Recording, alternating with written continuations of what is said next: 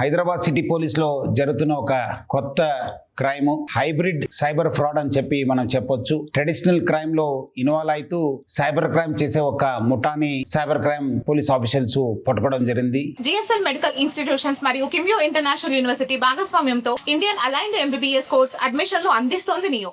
ఇది ఎట్లా జరుగుతుందంటే మొబైల్ థెఫ్ట్ చేసిన తర్వాత వాళ్ళ అకౌంట్ లో ఉన్న అంత డబ్బులు ఖాళీ చేసి ఫస్ట్ టార్గెట్ చేసేదేమో సెల్ ఫోన్, తర్వాత టార్గెట్ చేసేది బ్యాంక్ అకౌంట్. సీనియర్ సిటిజన్స్ ని, అమాయక ప్రజల్ని రద్దీ ఉన్న ప్లేసెస్ లో మార్కెట్ కావచ్చు, రైల్వే స్టేషన్స్ కావచ్చు, స్మార్ట్ ఫోన్ యూజ్ చేస్తారు. వాళ్ళని టార్గెట్ చేసి దొంగతనం చేసిన తర్వాత ఈ సైబర్ క్రైమ్ కి పాల్పడుతున్నారు. ఆ ఒక ఫోన్ దొంగతనం చేసి అదే ప్యాటర్న్ యూజ్ చేసి బ్యాంక్ అకౌంట్ ఖాళీ చేస్తారు.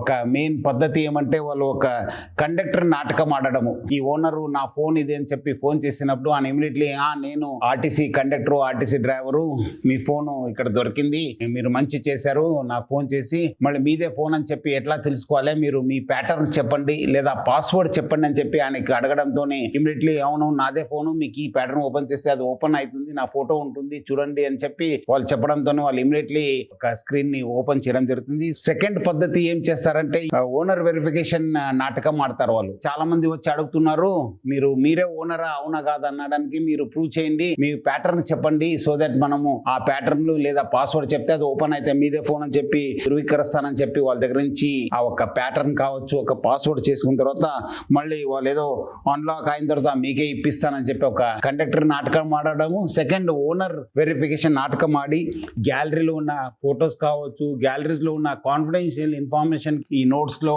బ్యాంక్ డీటెయిల్స్ కావచ్చు, పాన్ కార్డ్ డీటెయిల్స్ కావచ్చు, పాస్వర్డ్స్ కావచ్చు, ఈ వాట్సాప్ చాట్లు కూడా చాలా మంది పెట్టడంతో వాళ్ళు యాక్సెస్ రావడం జరుగుతుంది. ఆ కాన్ఫిడెన్షియల్ ఇన్ఫర్మేషన్ లో వాళ్ళు రకరకాల మన యాప్స్ ఉన్న ఫోన్ పే యాప్స్ కావచ్చు, గూగుల్ పే యాప్స్ కావచ్చు, పేటిఎం యాప్స్ ని ఓపెన్ చేసి యూపీఐ పిన్స్ ని రీసెట్ చేసి మళ్ళీ ఫోన్ లో అక్కడ ఉన్న వాళ్ళ అకౌంట్ లో ఉన్న డబ్బులంతా వాళ్ళు మళ్ళిస్తారు, వాళ్ళ అకౌంట్ కి ట్రాన్స్ఫర్ చేసుకుంటారు. అట్లానే కొంతమంది తెలివిగా బెట్టింగ్ యాప్స్ కావచ్చు, లేదంటే గేమింగ్ యాప్స్ కావచ్చు, డిజిటల్ వ్యాలెట్స్ కూడా అమౌంట్ మళ్ళించి అక్కడి నుంచి కూడా అమౌంట్ వాళ్ళు డ్రా చేస్తారు.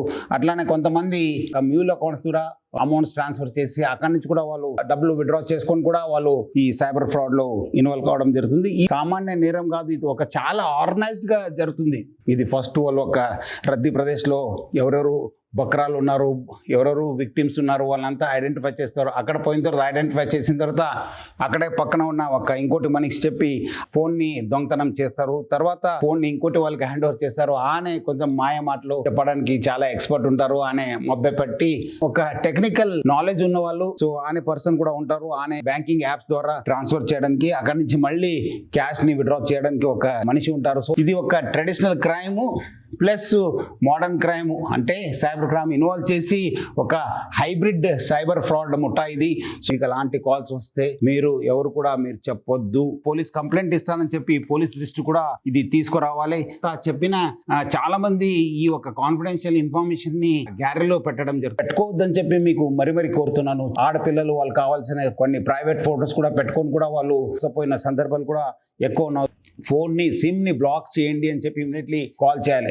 ఒకసారి సిమ్ బ్లాక్ అయిపోతే ఆయన ఏం చేయలేరు. ఈ సిఐఆర్ పోర్టల్ కూడా మన ఇన్ఫర్మేషన్ ఇస్తే మనం ఎక్కడ ఫోన్ ట్రేస్ అయ్యే అవకాశం ఉంటుంది. ఎవరెవరు మీ సర్వీస్ ప్రొవైడర్ ఉన్నారు వాళ్ళందరూ కూడా ఫోన్ చేసి ఆ సర్వీసెస్ ని ఆపేయండి అని చెప్పి మీరు ఇమీడియట్లీ ఒక మెసేజ్ ఇవ్వడమా, వాళ్ళు ఫోన్ చేసి చెప్పడమా మీరందరూ కూడా చేయాలని చెప్పి కోరుతున్నాను. మీ అమౌంట్ ఎవరో విత్డ్రా చేస్తున్నట్టు ఇమీడియట్లీ ప్లీజ్ డైల్ 1930, ఇమీడియట్లీ 1930 కి ఫోన్ చేయాలని చెప్పి కోరుతున్నాను. లేదంటే cybercrime.gov.in కి తెలియచేయాలని చెప్పి కోరుతున్నాను. సీనియర్ సిటిజన్స్ ని ప్లస్ వృద్ధుల్ని, మహిళల్ని, అమాయక ప్రజల్ని, నాలెడ్జ్ తక్కువ ఉన్న వాళ్ళు ఎవరెవరు ఈ స్మార్ట్ ఫోన్ వాడుతున్నారు, ఇప్పుడు నార్మల్ ఫోన్ అయితే స్మార్ట్ ఫోన్ ఎవరు వాడుతున్నారు వాళ్ళనే వీళ్ళు టార్గెట్ చేస్తున్నారు. ఈ 4 ఫోన్స్ మనం రికవర్ చేయడం జరిగింది. మొత్తం స్మార్ట్ ఫోన్స్ 25 లక్షల పైన మోసం చేయడం జరిగింది. Cyber crime officials, CCS officials, మన డిసిపి చైతన్య నేతృత్వంలో టీమంతా చాలా వర్కౌట్ చేసి వాళ్ళు ఒక ముఠాగా ఏర్పాటు చేసి పబ్లిక్ మోసం చేస్తున్నారు. సో మీ డబ్బులు కానీ మీ ఫోన్ పోతే మీ బ్యాంక్ ఖాతా కూడా ఖాళీ కావచ్చు అని చెప్పి ఒక మనసులో పెట్టుకొని ఇమీడియట్లీ పోలీసుకి కంప్లైంట్ చేయండి. అట్లానే 1930 కూడా కంప్లైంట్ చేయాలని చెప్పి ప్రజలకు అందరూ కూడా కోరుతూ మీరందరూ కూడా అప్రమత్తంగా ఉండాలని చెప్పి హైదరాబాద్ సిటీ పోలీస్ తరఫు నుంచి కోరుతున్నాను. Thank you.